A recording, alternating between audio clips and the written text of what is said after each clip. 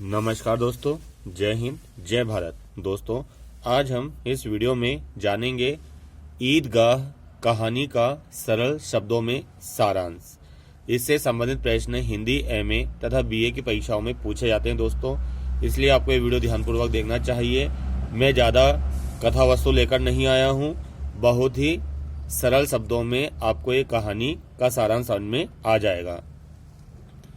ईदगाह कहानी के लेखक हैं प्रेमचंद। ईदगाह विधा है कहानी, यानी कि प्रमुख विधा है कहानी। ईदगाह कहानी का प्रकार है बाल मनोवैज्ञानिक, यानी कि बाल कहानी है और कहानी में तत्व है मनोवैज्ञानिक। ईदगाह कहानी बाल मनोविज्ञान में बहती एक निर्मल धारा है, यानी दोस्तों जो ईदगाह कहानी है ये बाल मनोविज्ञान में बहती एक नदी है। यह कहानी हामिद नामक बाल पात्र के इर्द गिर्द ताना बाना बुनती है। दोस्तों, ईदगाह कहानी का जो प्रमुख पात्र है वो है हामिद, और ये छोटा सा बच्चा है, इसके इर्द गिर्द ये कहानी अपने आप को बुनती है। हामिद अपनी बूढ़ी दादी अमीना के साथ रहता है। दोनों का जीवन अभावग्रस्त है, यानी कि उनके जीवन में ज़्यादा सुख सुविधा नहीं है दोस्तों। मकान भी आप उनका देखोगे तो छान छप्पर है, गोबर से लिपी हुई दीवारें हैं, कहीं पर पपड़ी हुई निकली है, आंगन भी उनका खुरदुरा है, चूल्हा बना हुआ है। इस प्रकार आपको उनका मकान नजर आएगा दोस्तों। तो दादी का नाम क्या है? अमीना। वह अपनी बूढ़ी दादी अमीना के साथ रहता है। दोनों का जीवन अभावग्रस्त है। यही अभाव हामिद को समय से पहले समझदार बना देता है। तो दोस्तों यही तो होता है मनोविज्ञान, ठीक है ना। आज के बच्चों को माता पिता लाइट दे रहे हैं, गाड़ी दे रहे हैं, अच्छे से अच्छा मकान दे रहे हैं।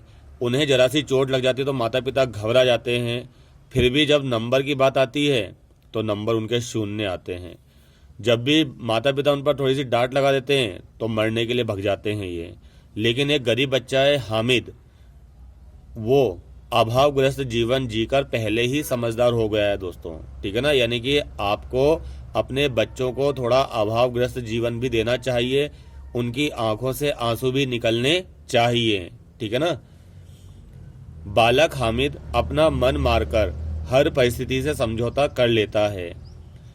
अब आज ईद का त्योहार है। काय का त्योहार है? ईद का। तो त्योहार आप ऐसे लिखना सीखना दोस्तों, इस प्रकार लिखते हैं, एक मात्रा आती है इस पर। ईद का त्योहार है। पूरे गांव में ईद की जोर शोर से तैयारी चल रही है। सभी पिता बच्चों को ईदी देने के लिए अपने अपने हाकिम के यहाँ ज़्यादा से ज़्यादा मेहनत कर रहे हैं दोस्तों। यानी कि सभी माता पिता अपने बच्चों को ईदी देना चाहते हैं। ईदी मतलब कुछ बख्शी देना चाहते हैं, कुछ दक्षिणा देना चाहते हैं, यानी कि पैसे के स्वरूप में, ताकि बच्चा मेला देखकर आए, वहां से अपनी मनपसंद चीजें लेकर आए, ठीक है ना। ईदी मतलब होता है दोस्तों कुछ पैसे दिए जाते हैं ईद के दिन बच्चों को, जिससे बच्चे अपनी मुराद पूरी कर लेते हैं दोस्तों। ईदी देने के लिए अपने अपने हाकिम के यहाँ ज़्यादा से ज़्यादा काम कर रहे हैं, यानी कि अपने अपने मालिक के यहाँ पर और ज़्यादा काम कर रहे हैं पिताजी। पर हामिद तो अनाथ था, उसका पालन पोषण अमीना दादी ने किया था, यानी कि बेचारे हामिद के माता पिता नहीं थे, अनाथ था, उसका पालन पोषण अमीना दादी ने किया था। उसे कभी कोई आंच तक नहीं आने दी थी। माता पिता तो नहीं थे, पर दादी ने उसे कभी कोई आंच नहीं आने दी थी।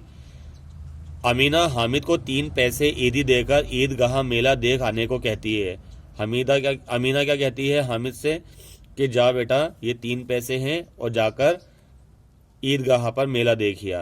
कहती है कि जब तू आएगा ना तब तेरे लिए मैं सवैया की खीर बना के रखूंगी, सेवैया की खीर बनाकर रखूंगी जो ईद पर खाते हैं। हामिद अपने मित्रों मोहसिन, महमूद, सम्मी के साथ बाल कल्पनाओं में डूबकर मेला देखने जाता है। यानी कि जब रास्ते में जाता है तो बहुत मस्ती करूंगा, ऐसा करूंगा, ये लूंगा, वो लूंगा। 3 पैसे उसको 3 लाख की भांति लगते हैं दोस्तों, क्योंकि बाल मन होता है वो। सभी बच्चे पुलिस पर धर्म पर अपने अपने विचार प्रकट करते हैं, ठीक है ना। सब बच्चे नमाज के पश्चात सभी दोस्त मेले का लुत्फ उठाते हैं, यानी कि नमाज हो जाती है, उसके बाद सभी दोस्त मेले का लुत्फ उठाते हैं और अपनी अपनी पसंद के खिलौने खरीदते हैं। हामिद ऊपरी मन से उनके खिलौनों की निंदा करता है। क्या लिया है तुमने? ये फौजी लिया है? ये तुमने ये क्या लिया? ये तो मिट्टी के खिलौने क्या हो जाएंगे? टूट जाएंगे। इस प्रकार यानी कि वो निंदा करता है, क्योंकि उसके दोस्त बोलते देखो हमने ये खरीदा है, वो खरीदा है और तूने कुछ भी नहीं खरीदा। सारे दोस्त हामिद को चिढ़ा चिढ़ा कर मिठाइयाँ खाते हैं, पर हामिद पूर्णतः अपने मन पर काबू रखकर अडिग रहता है। आई बात समझ में? यानी कि जो उसके दोस्त होते हैं कई प्रकार के क्या लेते हैं, वो खिलौने खरीदते हैं, परंतु हामिद ऊपरी मन से खिलौनों की निंदा करता है। क्यों करता है? क्योंकि समय से पहले ही बड़ा हो गया है वो। क्या तुम्हारे ये मिट्टी के खिलौने टूट जाएंगे, ये बेकार खिलौने हैं। मेले में लोहे की दुकान पर चिमटा देखकर हामिद ठिठक जाता है और अमीना दादी का दर्द, उसके जले हाथ उसके मन में चित्र की भांति तैरने लगते हैं। यानी कि अपनी दादी के बारे में सोचता है वो कि मेरी दादी मेरे लिए रोटियां बनाती हैं, ठीक है ना, तो रोटियां बनाते समय चूल्हे पर उनके हाथ जल जाते हैं, वो हाथ से रोटियां पलटती हैं दोस्तों, ठीक है ना। इस प्रकार उनके मन में आता है, हामिद के मन में उनके हाथ जल जाते हैं, तो ये सारे एक एक करके चित्र तैरने लगते हैं। वह सब सुविधाओं को भूलकर चिमटा खरीद लेता है। उसके दोस्तों के मिट्टी के खिलौने एक एक करके टूट जाते हैं गांव आते आते, मगर हामिद का चिमटा सलामत रहता है। अब चिढ़ाने की बारी हामिद की है। हामिद चिमटा बजाता घर आता है। जब हामिद घर आया तो अमीना उसके हाथ में चिमटा देखकर क्रोधित हो जाती है, खरी खोटी सुनाती है। क्या सुनाती है उसको? खरी खोटी सुनाती है दोस्तों। जब हामिद दादी को बताता है कि कैसे आपके हाथ रोटी बनाते समय जल जाते थे तवे पर, इसलिए मैं आपके लिए चिमटा ले आया। सारी बातें सुनकर अमीना दादी का गला भर आता है। वह हामिद को गले से लगा लेती हैं और बालकों की तरह फूट फूट कर रोने लगती हैं। एक तरफ दादी का मन खुशी के आंसू से गदगद था, वहीं हामिद के चेहरे पर विस्मय की भाव भंगिमा थी। वह कुछ भी समझ नहीं पा रहा था। दोस्तों, इतने अच्छे बच्चे से तो किसी को भी प्यार हो जाएगा, और ऐसी दादी तो सबको मिले, भगवान करे ऐसी दादी सबको मिले, ठीक है ना। यानी कि हामिद कुछ भी समझ नहीं पा रहा था कि आखिर दादी रो क्यों रही है, ठीक है ना। और दादी क्यों रो रही थी? क्योंकि मेरा बच्चा समय से पहले बड़ा हो गया है। अल्लाह करे कभी कोई बच्चा अनाथ ना हो, ऐसा वो सोच रही हैं दोस्तों। उम्मीद है आज का वीडियो को पसंद आया होगा, समझ आया होगा। मेरे चैनल को लाइक करें, शेयर करें व सब्सक्राइब करें।